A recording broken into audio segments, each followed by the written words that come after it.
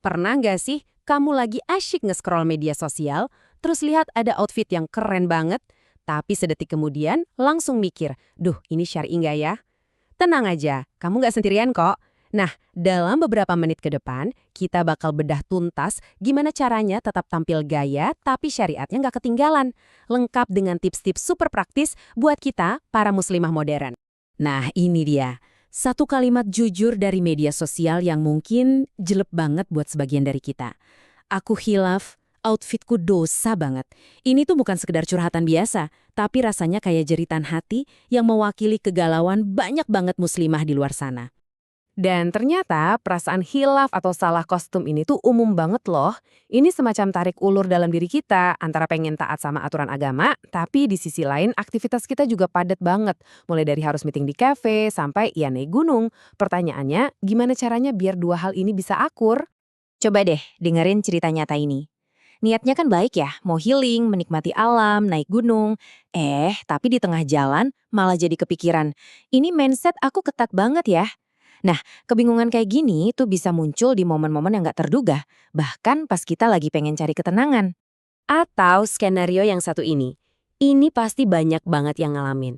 Niat kita kan tulus banget ya, pengen sehat, pengen olahraga, tapi pas pakai baju olahraga yang emang desainnya ngepas di badan, langsung deh muncul pertanyaan gede di kepala. Jangan-jangan niat baikku buat sehat ini malah jadi dosa gara-gara pakaian yang aku pakai? Dilema banget kan? Jadi, sebenarnya apa sih biang kerok dari semua kebingungan ini? Kenapa rasanya makin banyak yang galau soal outfit? Jawabannya mungkin ada di benda yang kita pegang hampir 24 jam sehari. Ya, ponsel kita dan semua hiruk-pikuk di media sosial. Oke, jadi gini loh cara mainnya. Algoritma media sosial itu pinter. Dia bakal ngasih kita konten yang paling heboh, yang paling banyak dilihat, bukan yang paling benar menurut kaidah. Terus kita diserbu sama live shopping, sama gaya para selebgram yang bikin sebuah tren bisa meledak dalam semalam. Akhirnya, gaya itu dianggap normal. Padahal kalau dipikir-pikir lagi, mungkin nabrak aturan syariat. Dan disinilah tabrakannya kelihatan jelas banget. Coba kita jajarin ya. Di satu sisi ada tren viral, hijab dililit-lilit sampai lehernya kelihatan, atau pakai legging yang ditutup tunik pendek. Di sisi lain ada kaidah syariat yang simpel dan jelas, kerudung itu ya untuk menutup dada, pakaian itu harus longgar. Wah, kontrasnya kelihatan banget kan? Oke. Setelah kita ngomongin semua yang bikin pusing tadi, mungkin kelihatannya ribet ya. Tapi, ada kabar baiknya loh. Solusinya itu justru super simple. Inti dari pakaian syar'i itu sebenarnya cuma berpegang pada 4 aturan utama. Cuma 4. Yuk kita lihat apa aja. Anggap aja ini kompas fashion kamu. Nomor satu, menutup aurat. Ini basicnya, untuk melindungi dan menghormati diri kita sendiri. Kedua, longgar. Biar yang jadi fokus orang itu kepribadian kita, bukan lekuk tubuh kita. Ketiga, nggak menerawang. Ini penting buat menjaga privasi. Dan yang keempat, nggak berlebihan atau tabaruj. Intinya, nggak usah heboh. Karena tujuan kita berpakaian itu untuk nyaman dan taat, bukan buat jadi pusat perhatian. Kalau kamu pegang 4 ini, dijamin aman. Nah, teorinya udah dapet nih. Sekarang gimana cara prakteknya di dunia nyata?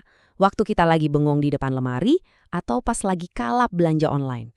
Yuk kita masuk ke bagian tips praktisnya. Aku kasih jurus jitu nih, namanya checklist 15 detik. Jadi sebelum kamu melangkah keluar rumah, coba deh tanya ke diri sendiri. 1. Aurat udah ketutup semua? 2. Kainnya jatuh longgar, nggak nyemplak? 3. Bahannya nerawang nggak ya? Coba tes deh pakai flash HP. 4. Panjang atasannya udah nutupin panggul. Dan 5. Aksesori aku wajar kan? 5 pertanyaan cepat ini bisa kasih kamu ketenangan dan pede seharian.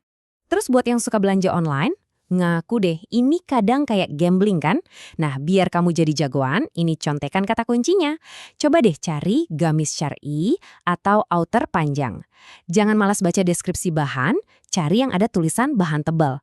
Wajib banget scroll sampai bawah buat lihat review foto dari pembeli lain. Dan ini tips pro-nya, pertimbangkan beli satu ukuran lebih besar. Mending sedikit kebesaran daripada ngepas dan ketat. Dan ini yang paling penting buat kita ingat bareng-bareng.